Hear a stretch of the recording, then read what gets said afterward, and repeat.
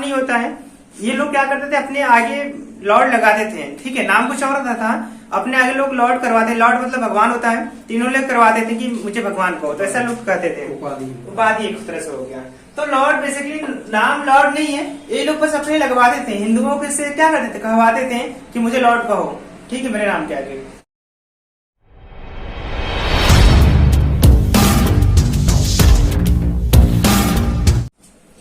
Hello दोस्तों, वंदे मातरम, जय हिंद। आज हम लोग कवर करेंगे 1793 से लेकर आगे का गवर्नर जनरल कौन कौन थे, उन्होंने कौन कौन से कार्य किए, वो कवर करेंगे। तो देखिए हम बात कर लेते हैं आपके कि सबसे पहले, ठीक है, सर जॉन शोर, ठीक है, सर जॉन शोर ने क्या किया, जनरल गवर्नर बना कब से कब तक, 1793 से लेकर 1798 तक, ठीक है, इन्होंने शासनकाल किया 5 वर्ष, ठीक है। अब इन्होंने क्या किया, इसने जो बेसिकली किया हस्तक्षेप नीति अपनाई, बात समझे ध्यान से।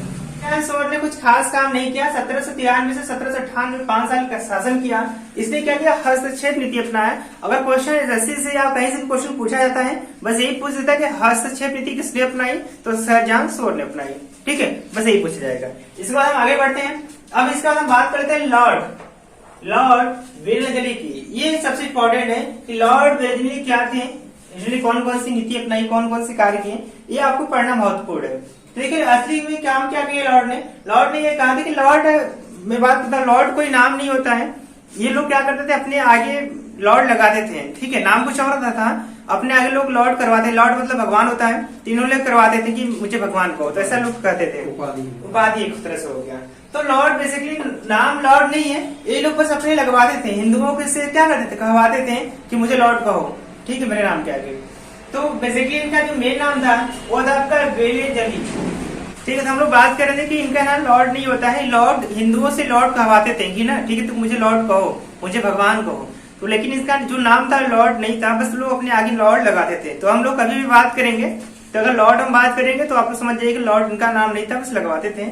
आप लोग मत ऐसे बुरा मत मानिएगा, ये लॉर्ड कहवाते थे, ठीक है, इनका नाम नहीं था, लेकिन हम लोग लॉर्ड अभी भी पढ़ते हैं बुक में, लॉर्ड ये सब पढ़ते हैं, तो पढ़ना गलत है, लेकिन भाई लिखा गया है, अगर मैं लॉर्ड छोड़ दूंगा तो आप लोग कहेंगे क्या नाम बता रहे हो, तो बेसिकली जो था नाम मैं वही लूंगा।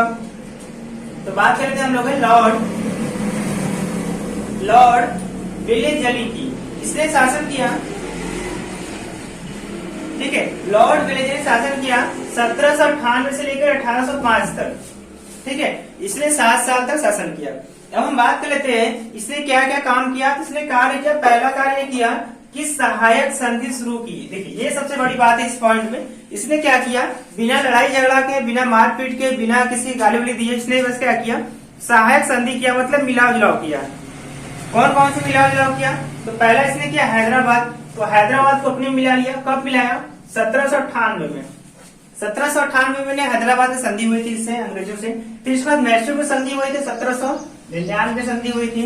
इसके बाद संधि हुआ था तंजौर का 1799, तो 1799 में दो संधि हुआ था, तंजौर का और मैसूर का, आप याद रखिए इसको।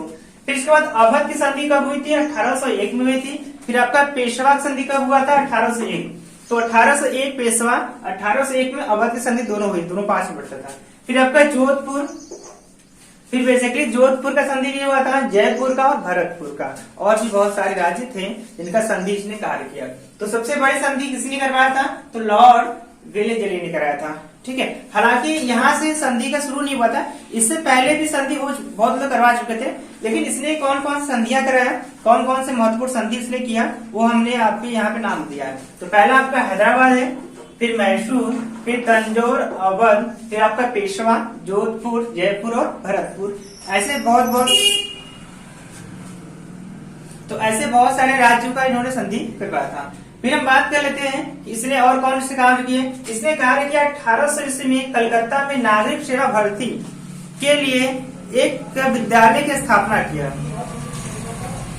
कहने मतलब देखिए, जैसे मान लीजिए अगर मान लीजिए हमारे यहाँ सैनिक कम पड़ जाएगा तो हम क्या करेंगे, लोगों को भर्ती कराएंगे, नए नए प्रक्रिया देंगे, नए नए स्कीम देंगे। इसने बेसिकली ये किया कि अब इतना सैनिक तो अंग्रेजों ला नहीं सकते थे, इसने क्या किया कि यहीं के लोगों को प्रशिक्षित किया, शिक्षित किया और अपने सेना में क्या करने लगा, भर्ती करने लगा।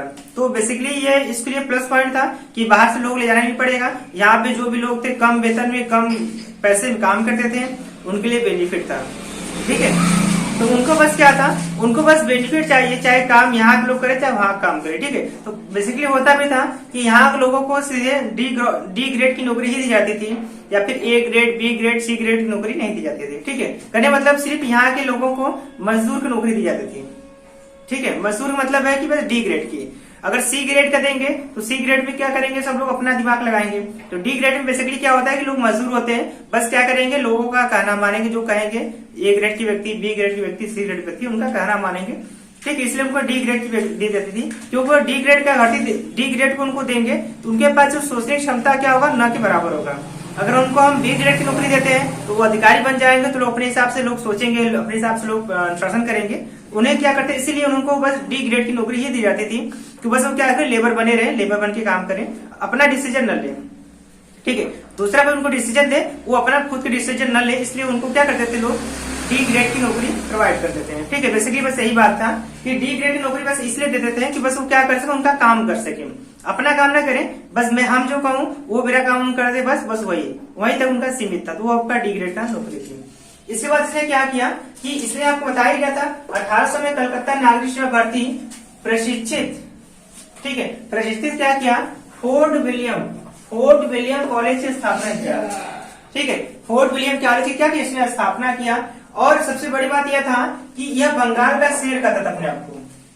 कहने मतलब है कि जो लॉर्ड विलियम था वो क्या कहता था, वो कहता था कि बंगाल का क्या है, बंगाल के शेर है, ठीक है। जंगल का शेर नहीं, वो अपने आप को शेर कहता था। तो जब शेर कहता था लोग क्या करते थे, गुस्सा हो जाते थे। और उनका कौन ऐसा शासन था, जो ऐसा कौन सा जनरल गवर्नर था जो अपने आप को बंगाल का शेर कहता था, तो कौन था वो आपका लॉर्ड विलियम था, ठीक है।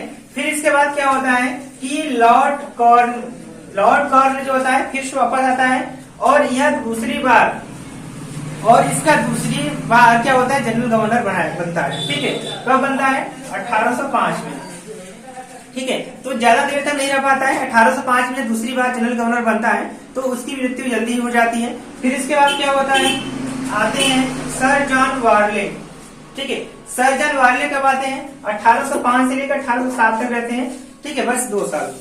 इसके बाद क्या होता है, इसने कौन कौन से कार्य किए, तो इनके समय में एक ऐसी घटना घट गई जिसकी वजह से इनको जनरल गवर्नर पद से हटा दिया गया था। वह कौन सी घटना था, वो घटना था 1806 में। 1806 में, ठीक है, बेलोर सिपाही विद्रोह हुआ, जिसमें क्या किया, सिपाहियों ने इसको क्या किया, विद्रोह किया,